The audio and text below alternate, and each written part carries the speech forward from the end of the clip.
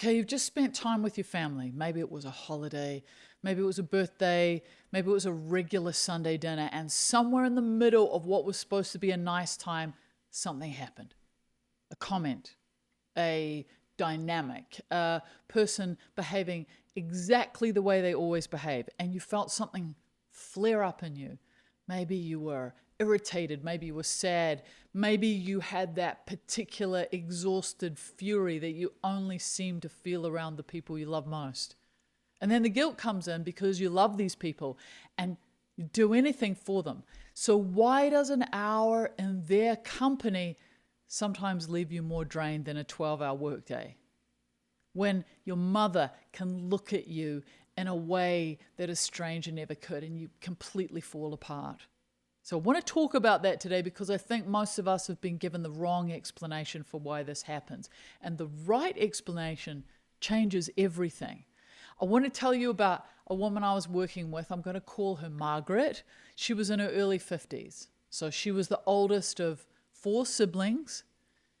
And she's that person that's always held her family together. So every Christmas, every birthday, every crisis, Margaret's that person who's organizing, she's soothing everyone, she's mediating the family, she's holding everything up. And every Christmas, without fail, she'd come home in tears. Not because anything terrible had happened, but it was just the same things, the same patterns, the same comments, the same kind of invisible hierarchy. That same feeling that it didn't matter what she did, she somehow reverted back to being 12 years old the moment she walked through her parents' door. And she tried talking herself out of it. This is what we do. She reminded herself she was an adult. She was reminding herself that these people loved her. And then she would tell herself, just don't let it get to yourself. But it never worked. And the feelings came, no matter what. And she felt ashamed of them. Like, I'm too old for this. I should have grown beyond this. And that's when we started working together. And when I talked about this with her, I actually said to her that she was really looking at it the wrong way. The problem wasn't that she hadn't grown. The problem was she didn't understand what was actually happening when those feelings arrived. So neuroscience has an explanation for it. And once you hear it, I think a lot of things will make sense. So our brains are pattern recognition machines. So they're constantly, very rapidly, largely unconsciously categorizing every situation we walk into based on data in our brains that we've stored from the past. So it's efficient. It means we don't have to evaluate every situation from scratch. And we walk into a room and our brain's already running a background program. Who are these people? What are the rules here? What do I need to do here to be safe? So when we're in familiar environments with people we've known our whole lives, that pattern recognition goes really deep. We don't just recognize the people. We unconsciously are recognizing the whole relational system. So we're recognizing the roles, the unspoken rules, the old scripts. And our nervous system responds not just to who those people are now, but to everything they've represented across our whole lives. Your mother's tone, or your brother's particular way of dismissing you, or the way you suddenly become invisible in a conversation when a particular one of your siblings enters the room. These aren't just things happening in the present moment, they're cues. And those old cues trigger neural pathways that were laid down decades ago, often in childhood, when the stakes were enormous. So this is why it's so hard to just not let it bother you. By the time your conscious mind has a chance to actually come on board and intervene, your nervous system is already activated. You're already in mid-response, and your emotional reaction that comes, I gotta say, isn't a sign of weakness or immaturity. It's the result of very deep very old learning. I suffer from this. There are times where I talk to my father and I just wish I could hold it together. When it's something important and I cry and I get so cross with myself because he hates it. He reacts very badly when I'm emotional. So I know the best thing to do is not be emotional, but the neural pathways are so deep, he's the only person I do it with. And there the tears come, there the upset comes, and then the shutdown comes in him. This is how these old family dynamics work. And there's another layer to this, and I think it's the one that really matters. The people who trigger us most are almost always the people whose perception of us matters the most to us. And with family, that runs deep. You know, we don't just want our boss to see us as competent or our friends to see us as fun. You know, with family, what's often at stake is something more primal. Do you see me? Do you value me? And the biggest one is like, am I loved for who I actually am? Or only when I perform a particular version of myself? Right?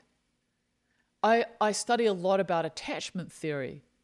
And it's really interesting when we look at attachment theory, you know, our earliest relationships with our caregivers, with our primary caregivers, they form a kind of internal template.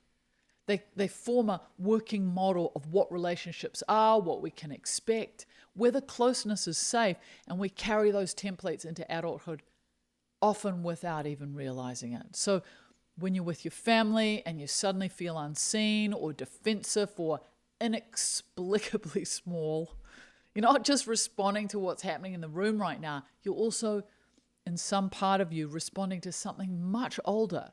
This pattern that was laid down before you even had language for it. Now, this is not destiny. I want to be really clear about this. These templates can be updated.